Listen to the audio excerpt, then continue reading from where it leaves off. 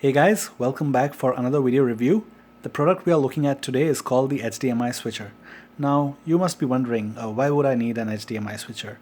Now most television sets these days come with maybe 2 or 3 HDMI ports, but the number of HDMI connected devices are increasing every day. My television only supports 2 HDMI ports, so each time I want to connect a different device, I have to go back, reach out behind the TV set, remove the existing connected device, and then plug in the one that I want to connect. Now this is where the HDMI switcher comes in. This is the solution to the problem.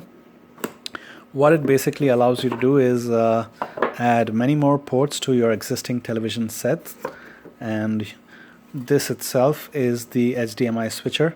As you can see, it's got ports 2 through 6 on this side, and the output port on the right, and another input port on the left. So a total of 6 HDMI inputs and 1 HDMI output. So it turns a single HDMI port on your television set into 6 equivalent HDMI input ports. And so let's take the accessories out of the box.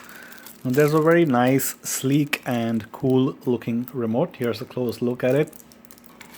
It's also got the power cable that supplies power to the HDMI switch, as well as some information about the seller and some basic details and instructions about the product.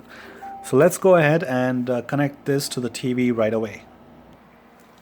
Alright guys, so as a first step, you need to find a convenient location for the HDMI switcher. It should be placed in such a way that the remote controls waves can access the device. So you don't want to keep it in an obstructed place, or you don't want to keep it behind the television set. You can keep it somewhere right here, close to the television set. And an HDMI cable is not included with the HDMI switcher, so you do need an extra HDMI cable. If you already have it, then you're good. If you don't, then you can just purchase one. They are not too expensive these days. You can get a decent HDMI cable for just a few bucks. Alright, so I do have my own HDMI cable. It's a pretty nice one, perfect length, not too long, so no hanging wires.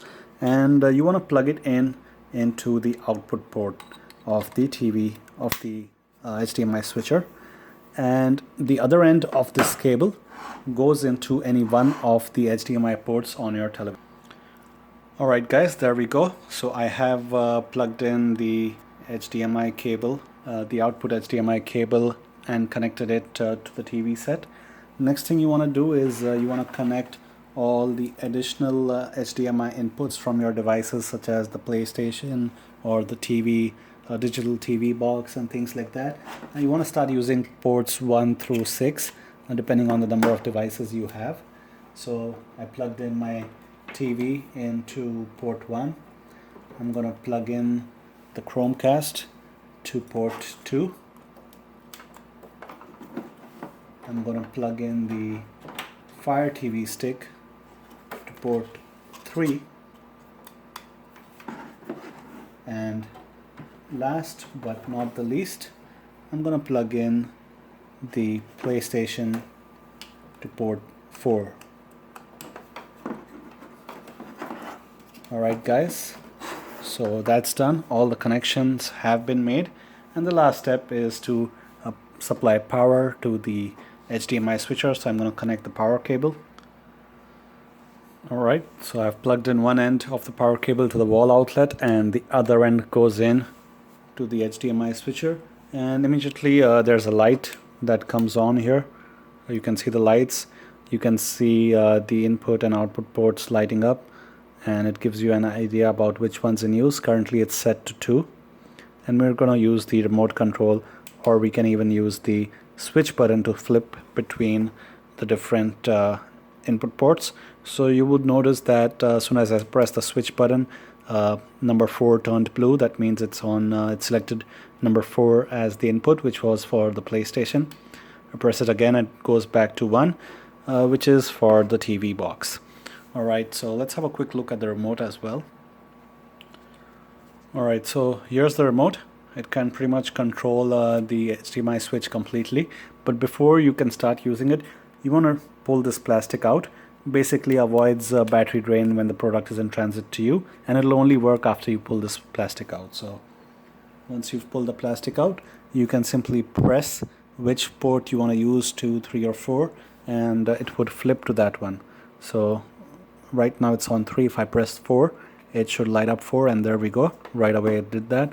So let's power on the TV and let's see what it looks like.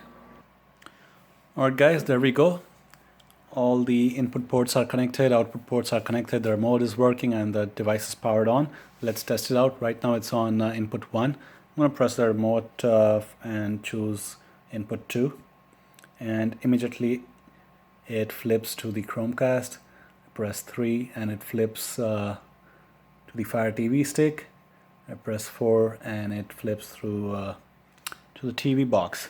So it's a pretty effective way of adding HDMI ports to your existing television sets without having to go through the hassle of connecting and disconnecting wires each time. So this is perfect solution to add more input ports to your TV and get the convenience of having to be able to control all of them via a single remote control. So at this point I have 6 input ports, 6 input HDMI ports via this HDMI switcher, plus an additional one which is not currently in use behind the TV. So a total of 7 HDMI ports to a TV which previously had just 2. So overall this is a great device. I'm pretty impressed with the features and the quality, and no complaints there. Looking forward to using it without having to go through the hassle of connecting and disconnecting wires. Your comments, questions and feedback are always welcome. Hope you enjoyed watching the video. Thank you for watching.